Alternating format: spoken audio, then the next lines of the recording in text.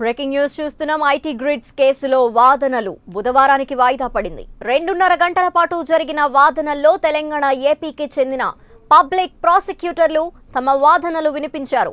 అసలు కేసు నమోదు అక్రమమే అయినప్పుడు ఆ కేసుకు సంబంధించిన నోటీసులకు స్పందించాల్సిన అవసరం లేదని తెలిపిన ఐటీ గ్రేడ్ న్యాయవాది సిద్ధార్థ్ లోత్రా అన్నారు. ఒక నేరంపై 2 ఎఫ్ఐఆర్లు నమోదు చేయటం నిబంధనలకు విరుద్ధం అని ఐటీ గ్రేడ్ న్యాయవాది వాదించారు. దీంతో 2 కేసులు సిఆర్పిసిలోని నిబంధనలకు అనుగుణంగానే నమోదు చేశామన్న సిట్ న్యాయవాది కోర్టుకు తెలిపారు. ఫిర్యాదుదారుడు ఇక్కడి ఓటరు కాదు, చోరీకి గురైన డేటా ఈ రాష్ట్రానిది కానప్పుడు తెలంగాణ పోలీసులు కేసు ఎలా నమోదు చేస్తారని, దర్యాప్తు ఎలా చేస్తారని పిటిషనర్ తరపు న్యాయవాది ప్రశ్నించారు. అయితే ఐటీ గ్రిడ్ కంపెనీ ద్వారా అక్రమాలు జరిగినట్టు ఆధారాలు ఉన్నాయని విచారించే హక్కు తెలంగాణ పోలీసులకు ఉందని సిట్ తరపు న్యాయవాది కోర్టుకు తెలిపారు.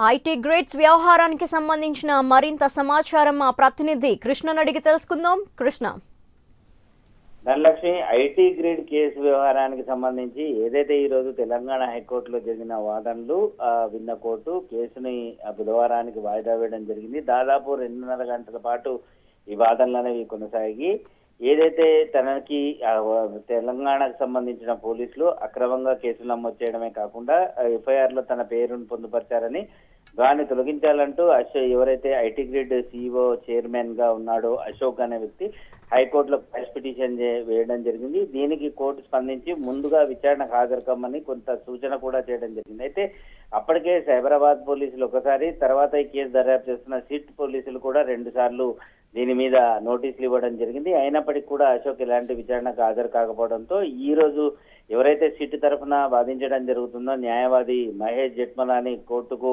ఈ విషయాన్ని తెలియజేయడం జరిగింది. ఈ 3 సార్లు కూడా నోటీసులు ఇచ్చినా కూడా అశోక్ నోటీసులకు స్పందించలేదని చెప్పడంతో ఎవరైతే అశోక్ సంబంధించిన న్యాయవాది సిద్ధార్థ్ లోత్రా ఉన్నారో ఆయన అసలు ఈ కేసుకు సంబంధించి అక్రమం అయినప్పుడు ఆ కేసుకు స్పందించాల్సిన అవసరం లేదు, నోటీసులకు స్పందించాల్సిన అవసరం ఇంకా లేదు అని చెప్పి కూడా ఆయన కోర్టుకు తెలియజేయడం జరిగింది. ఒక్క నేరంపై 2 ఎఫ్ఐఆర్లు నమోదు చేయడం నిబంధనలకు విరుద్ధంగా ఉందని చెప్పి కూడా ఆయన కోర్టులో వాదించారు. 2 కేసులు సిఆర్పిసిలో నిబంధనలకు అనుగుణంగానే నమోదు చేశామని సిట్ న్యాయవాది కోర్టుకు తెలియజేసినప్పుడు కూడా ఫిర్యాదుదారుడు ఇక్కడ ఓటర్ కాదు, చోరీ గురైన డేటా కూడా ఈ రాష్ట్రాన్ని కానప్పుడు తెలంగాణ పోలీసులు ఈ కేసు నమోదు చేసి దర్యాప్తు ఎందుకు చేస్తున్నారని చెప్పి కూడా ఆయన పిటిషనర్ తరఫున న్యాయవాది కోర్టులో బలంగా చేశాడు. అయితే నేరం ఎక్కడ జరిగితే అక్కడ కేసు నమోదు చేయాలని సిఆర్పిసి 156 చెబుతోందని కోర్టుకు ఎవరైతే ఈ మహేష్ జెట్మలాని సిట్ తరఫున వాదిస్తున్నారో ఆయన కోర్టుకు తన వాదనలు వినిపించాడు. ఇరు వాదనలు విన్న కోర్టు ఈ కేసుని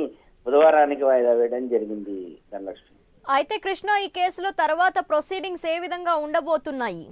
సో ప్రస్తుతానికి ఈ కేసు వ్యవహారానికి సంబంధించి ఏదైతే మహేష్ జెట్మలాని వాదనలు కోర్టులో వినిపించడం జరిగిందో ఆయన కోర్టుకు స్పష్టంగా చేశారు. ఏమనంటే ఏదైతే ఈ ఐటీ గ్రిడ్ కంపెనీ వ్యవహారానికి సంబంధించి తెలంగాణలోనే స్థాపించడం జరిగింది, దానికి సంబంధించిన చైర్మన్ ఎవరైతే అశోక్ ఉన్నారో ఆయన కూడా కూకట్పల్లి ప్రాంతంలో నివాసం ఉంటూ ఈ డేటా థెఫ్ట్ వ్యవహారానికి సంబంధించి ఆయన పాల్పడడం జరిగింది. మొత్తం 14 ప్రైవేట్ కంపెనీలతో చేతులు కలిపి ఈ ఓటర్ల జాబితా గల్లంతు వ్యవహారానికి పాల్పడినట్లు కొంత సమాచారం కూడా తమ దగ్గర ఉంది అని కూడా వారు కోర్టులో వాదనలు వినిపించడం జరిగింది. ఏదే కూకట్పల్లి వ్యవహారం సంబంధించి కానీ మాదాపూర్లో ఉన్న ఐటీ గ్రిడ్ కంపెనీ కూడా తెలంగాణ ప్రాంతానికి వస్తుంది కాబట్టి అందులో ఏదైతే తమకు అందిన ఫిర్యాదు కూడా తెలంగాణ పోలీసులకి అందింది కాబట్టి మొదట తాము కేసు నమోదు చేసి ఆ తర్వాత దానిపైన దాడులు చేసి కొంత విషయాన్ని కూడా తాము తెలుసుకోవడం, ఆధారాలు కూడా సేకరించడం జరిగింది కాబట్టి వాటిని నివృత్తి చేసుకోవడానికి అశోక్ ని విచారణకు రమ్మన్నామని చెప్పి కోర్టు స్పష్టం చేశారు.